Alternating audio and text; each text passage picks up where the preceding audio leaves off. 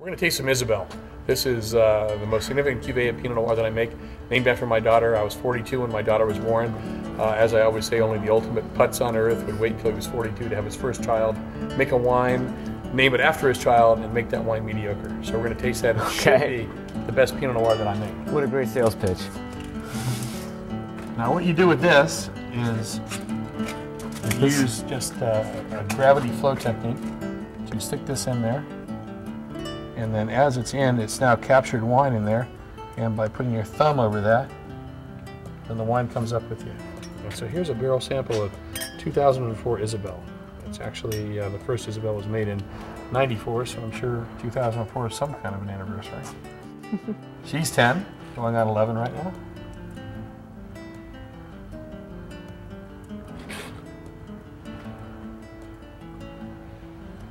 So it's the most fragrant Pinot Noir that we make. You get that really nice sort of woodsy, almost forest floor kind of a smell.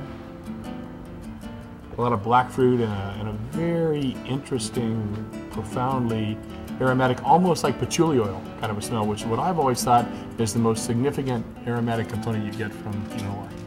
Could be a combination of clove, cinnamon. Yes, I'm not used to the herbal kind of thing being that prominent.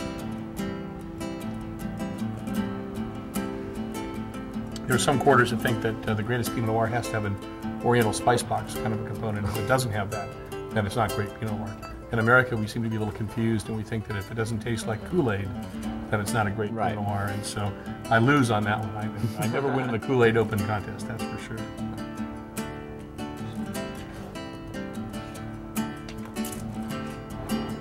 So all of our barrels are French. I have nothing against the American cooperage industry. Unfortunately, it was designed to make barrels for the bourbon business.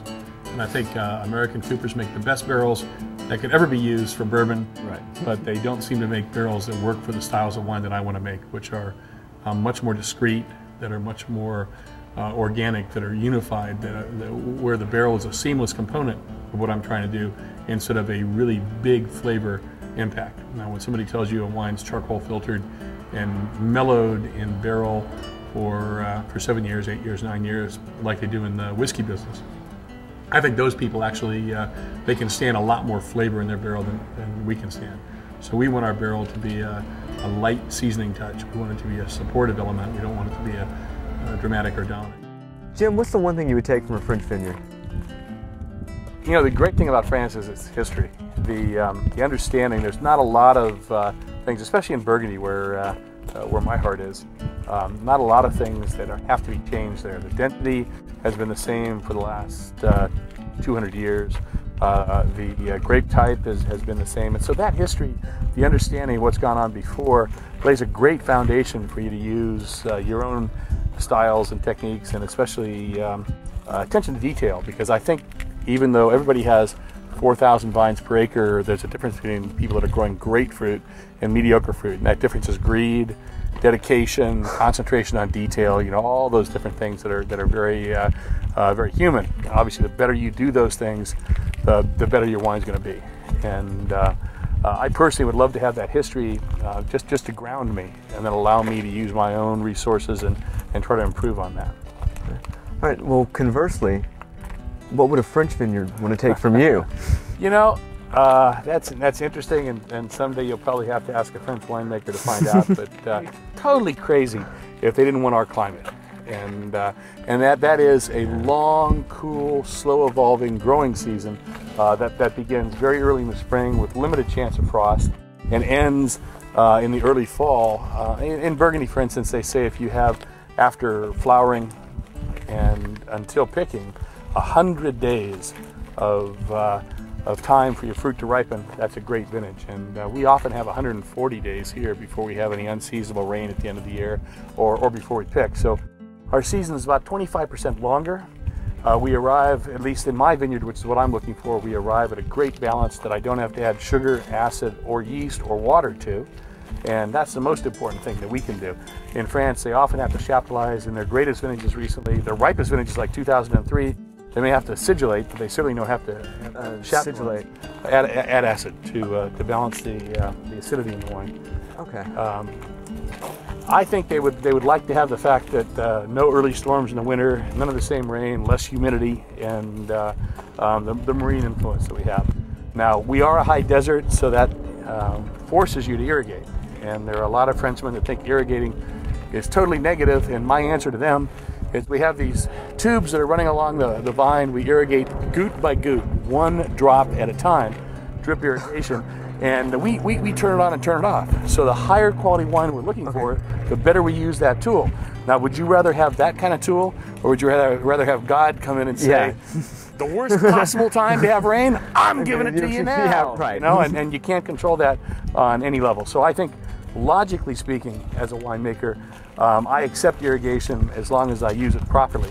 And logically speaking, the people that criticize the New World for irrigation have to be criticizing people making mediocre wines in a very, very hot area and adding too much water. And those wines are not really worth talking about in this kind of a context, because those things are just made because you can make money for volume? Yeah, volume and making money on it. So this is, you tasted our most expensive wine in 2004, and this is going to ultimately be an important component of our least expensive wine in 2005. So it should have a lot of fruit. It should be less complex and less majestic, maybe. Yeah, a lot of red raspberry, a lot of berry, relatively simple, but I was going to say real fruit.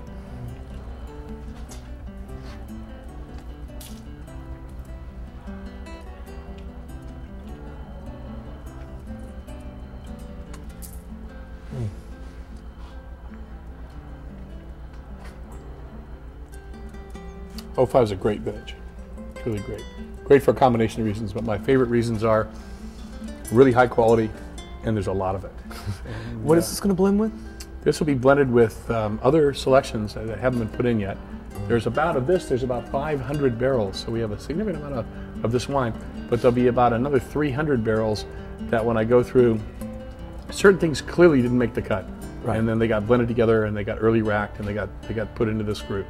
And then there's certain things that are now vying, and over the next 6 or 7 months they'll reveal themselves as to be La Beaujour de Sioux, one of our better estate wines, Knox Alexander, named for my 6-year-old son, or some of the other things that we have as options. And then they'll be selected out. And then what'll be left that won't be selected out for those things will then drop back into this. So this would be the lowest end of the wine, and I think it's pretty delicious. And the next 300 barrels we add to it, unless my palate was off the day that I blended them, should be an improvement to the quality of this wine. I gotta ask, what do you think about women in the wine industry? I don't look at them as women any more than I look at French winemakers as French. Great winemakers are great winemakers, and the greatest Pinot Noir maker I know on earth, Henri Jaillet, happened to be French. But I know some really bad winemakers in France too. People whose wines I wouldn't drink, and when you walk into their cellar, it stinks. You know, you look, they don't top, they don't do all the basic details to make great wine. Women winemakers the same way. There are women winemakers who are stronger than me physically. The winemaker at Firestone years ago, Alison Green, could have tied me up and thrown me on the ground and jumped on my head. Other women, feminine, elegant, delightful making wine. It's to me the style of wine they choose to make, the attention to detail that they have, the commitment to great wine and great wine quality. That's what I'm looking for.